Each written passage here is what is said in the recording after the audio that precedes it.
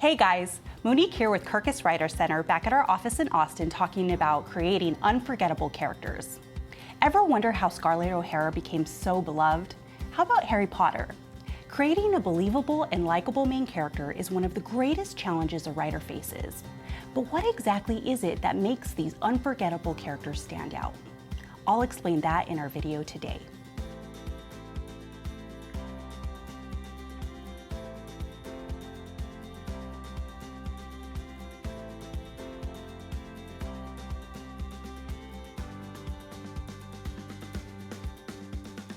We're taking on the big question a lot of authors ask: how can I create a great character whom readers will remember?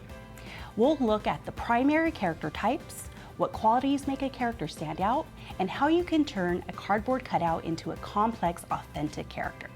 We're about to get started, but before we do, please subscribe to the Kirkus Writers Center.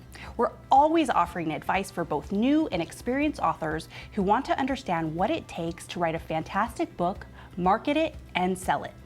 So if you have dreams of becoming a best-selling author, sign up now.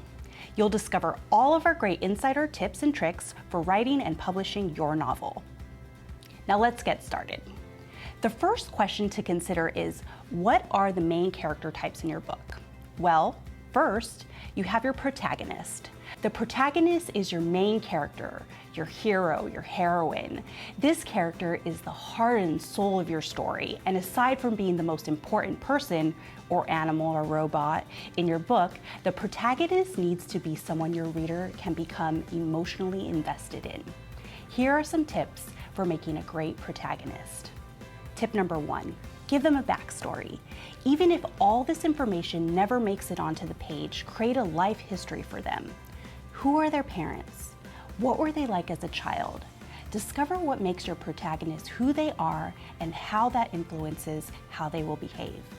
Tip number 2, create a strong character arc for them. Your protagonist should grow and evolve over the course of your story. It's up to you to decide how their actions and choices shape that arc. Tip number 3, give them flaws and quirks. Perfect people are not only boring, they're hard to identify with. In real life, people are memorable because of habits and eccentricities and how those shape our lives. Your fictional characters deserve the same depth. Tip number 4, allow your protagonist to make mistakes and even fail. Human beings always learn best from their mistakes, and your characters should too. Now, let's talk about creating your antagonist. In their most basic form, an antagonist is the villain of your book. This is the person who is out to ruin your protagonist, make their life harder, bully them, or even try to kill them. But the greatest antagonists in fiction are more than mere evildoers. They're the catalyst that turns a protagonist into a hero or a heroine. They create the conflict that drives the book's narrative. Fleshing out your antagonists makes them more believable, more terrifying, and more interesting.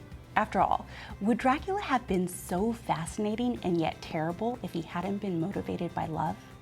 Here are some tips for making a great antagonist. Tip number 1, they need a backstory too.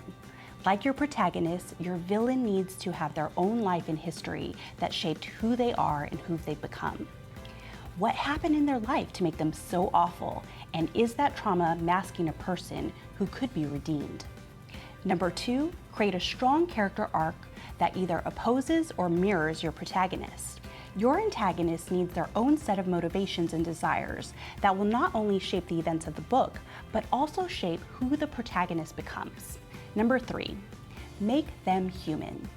The most compelling villains in fiction, and even in real life, aren't 100% evil. The more human or relatable you make your villain, the greater the stakes and the more conflict the reader will experience. And finally, let's talk about your secondary characters. Secondary characters can be critical to a book. While they may not necessarily be as in-depth as your protagonist or your antagonist, they can become just as memorable and beloved as your hero or heroine. After all, where would Sherlock Holmes be without Dr. Watson, or Harry Potter without Hermione Granger? Secondary characters usually serve a specific purpose, such as creating comical or critical mistakes to further the plot, assisting or hindering the protagonist or even the antagonist, providing necessary skills or aid, creating a motivation, such as love or emotional support, or acting as a conscious or mischief maker for your protagonist. Who's your favorite book character ever? And what makes them so unique and special? Let us know in the comments. Now we know the characters we need. How can we make them real? In order to create a truly believable character, you want them to be fully imagined and three-dimensional, capable of walking off the page and into the real world. But how do we do that? Here are a few favorite tips. The first one is to give your characters the ability to choose and make those choices hard. Our choices make us who we are as human beings. They shape us, and the harder the choice, the greater the impact. Not only does choice allow you to establish who a character is, but it creates tension and conflict, which makes this one of the most important things to give your characters. Number 2, draw upon your own experiences and background to color in your characters' personalities. The old adage, write what you know, absolutely applies here. After all, most of us meet and talk to people every day, and they are treasure troves of quirks, habits, and idiosyncrasies that can provide inspiration, and you are too. Number 3, give them a desire. What does the character want more than anything, and why? How far would that character go to get it? A simple but powerful motivation can not only drive the plot of an entire book, it can extend over an entire series. Number 4, do they have a secret? Almost everyone has a secret, whether it's their own or one they're keeping for someone else. Some secrets are big and some are small, but the drive to protect that secret or to cover the truth inspires a lot of action. And in most cases, the secrets people are keeping are an excellent way of determining their moral code. And if you want to reveal a character's secret, deciding on how and when to do it can create delicious possibilities. Number 5, reveal their inner turmoil. Whenever your protagonist is in a difficult situation, make sure your readers know what's happening in their heads. Not only will this establish their conflict, but it'll also increase the reader's empathy for your character. Just be careful you don't overdo it and spend too much time on inner dialogue at the sacrifice of action. Number 6, don't go overboard with details. In much the same way that authors of historical fiction can include too much detail from their research and overwhelm readers, including every facet of your character's backstory can actually backfire. Only include what's essential to move the plot forward. Number 7, let them feel fear and vulnerability. Nothing reveals a character's true self more than who they are when they are terrified. What does your character fear and why? And how does that fear drive their actions?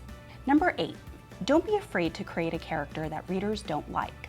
In fact, presenting readers with a character we're disposed to hate and then making them relatable and even funny or charming will deepen their investment and make the story more interesting. For example, Crowley in Good Omens is a demon and yet an entertaining character that readers take a liking to. Here's a tip. Try creating a Dungeons & Dragons style character sheet for each member of your book's cast. Role-playing games are all about character development, and their character sheets allow players to fully flesh out their characters, including abilities, appearance, skills and weaknesses, tools, background, and even in some cases their flaws. This can help keep your character traits organized and be a useful reference for you when deciding how your characters might react in any given scenario. Did you like this video? Was it helpful? Let us know what you thought in the comments. We love hearing from our viewers, so we welcome your feedback. And don't forget to subscribe to our YouTube channel for more great videos about the business of writing and selling books. Want more? Check out the Kirkus Writers Center for our blogs and articles about becoming a published author and selling your books. Thanks for coming by.